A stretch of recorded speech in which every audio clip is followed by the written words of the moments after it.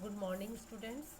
हम पढ़ रहे थे संसद का गठन भाग 1, जिसमें हमने लोकसभा के संविधान में क्या उसका प्रावधान है और उसकी सदस्यों की योग्यताएं क्या हैं। फिर हमने उसमें पढ़ा था परिसीमन आयोग किस तरह से काम करता है। अब हम दूसरे चैप्टर में आते हैं। ये हमने शॉर्ट रूप में इसलिए लिया था कि आप धीरे धीरे से जो हमारे पूरे देश में संसद के रूप में सरकार काम करती है वो किस तरह से करती है और उसमें कौन लोग चुनकर जाते हैं।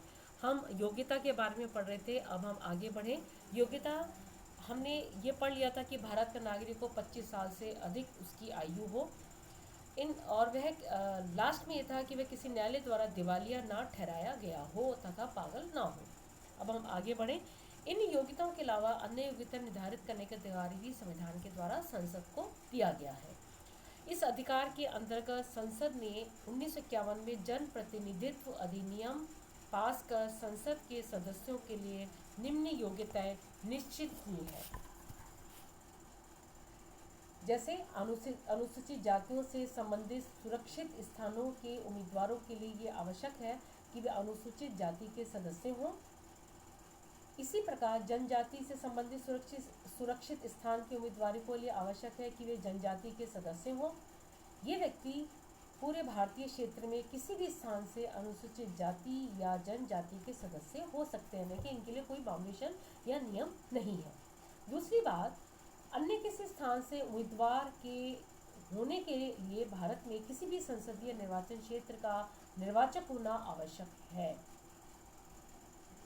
अर्थात किसी भी निर्वाचन क्षेत्र से उसका नाम मतदाता सूची में होना चाहिए। नेक्स्ट, निर्वाचन संबंधी अपराध के लिए दोषी पाए गए व्यक्ति के निर्वाचन आयोग द्वारा एक निश्चित समय अथवा जीवन भर के लिए संसद का चुनाव लड़ने के लिए अयोग्य घोषित किया जा सकता है। नेक्स्ट जो है उसकी योग्यता है, उसने किसी अपराध के लिए 2 वर्ष से अधिक सजा न पाई हो और उसे जेल से छूटे 5 वर्ष से अधिक हो गए हों। नेक्स्ट पॉइंट आता है, उसे सरकार से संबंधित किसी ठेके में हिस्सेदारी ना होना चाहिए और ना सरकार से संबंधित किसी कारखाने में उसका हित होना चाहिए। उसे बेईमानी या राजद्रोह के कारण सरकारी नौकरी से ना निकाला गया हो और इस प्रकार से अपराध के 5 वर्ष बाद ही वह संसद की सदस्यता प्राप्त कर सकता है। 1988 में जन प्रतिनिधित्व अधिनियम 1951 में संशोधन करते हुए व्यवस्था की गई थी कि आतंकवादी गतिविधि, तस्करी, जमाखोरी, मुनाफाखोरी, खाद्य पदार्थों एवं दवाओं में मिलावट करने वाली विदेशी मुद्रा नियमन अधिनियम का उल्लंघन करने वाले तथा महिलाओं के खिलाफ अपराध करने वाले व्यक्तियों को भी जन प्रतिनिधित्व अधिनियम के अंतर्गत चुनाव लड़ने के लिए अयोग्य माना जाएगा। जनप्रतिनिधि संस्थाओं में अपराधियों के प्रवेश पर रोक के लिए एक व्यवस्था की गई थी और आपराधिक रिकॉर्ड सहित पृष्ठभूमि की जानकारी नामांकन पत्र के साथ ही प्रस्तुत करना भी अनिवार्य है।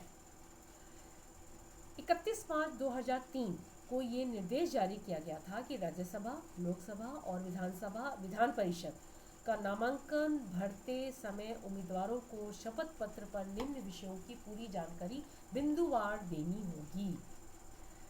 पहला था, क्या प्रत्याशी किसी आपराधिक मामले में नामजद, दोषमुक्त या बरी हुआ है?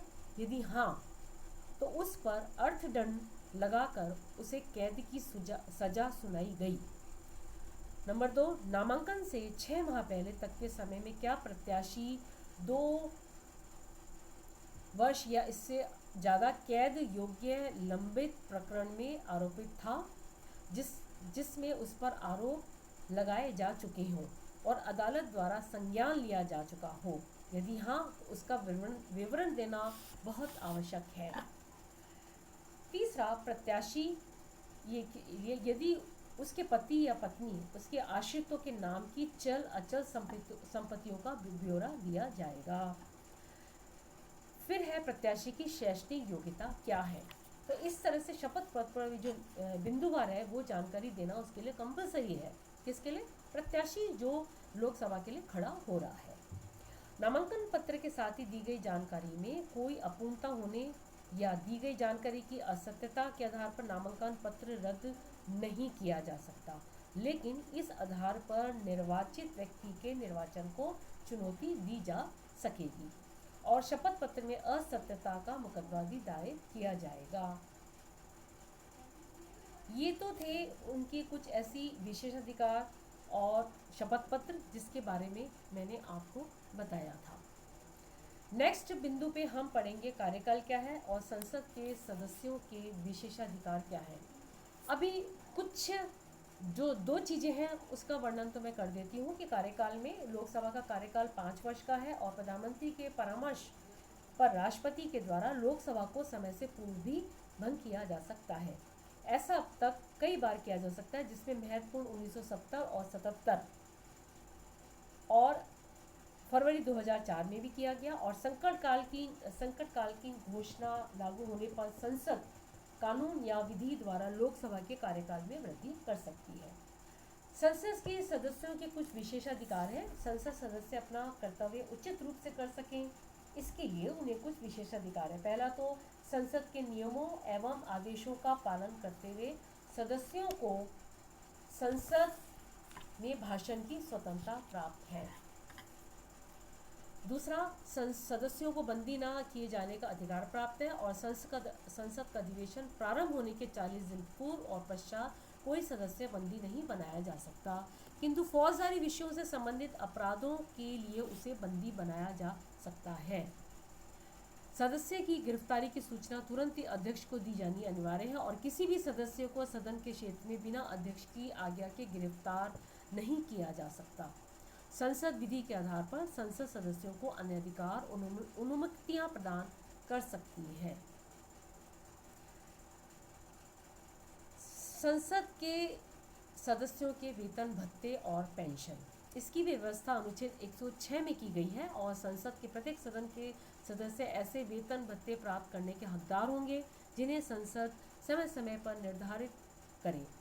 संसद सदस्यों के लिए पेंशन और पारिवारिक पेंशन की व्यवस्था भी की गई है। तो भाग 2 में हमने योग्यताएं, पेंशन, वेतन भत्ते, कार्यकाल आदि के बारे में चर्चा करी। पार्ट 3 में हम लोकसभा के पदाधिकारी, अध्यक्ष, उपाध्यक्ष आदि की बात करेंगे।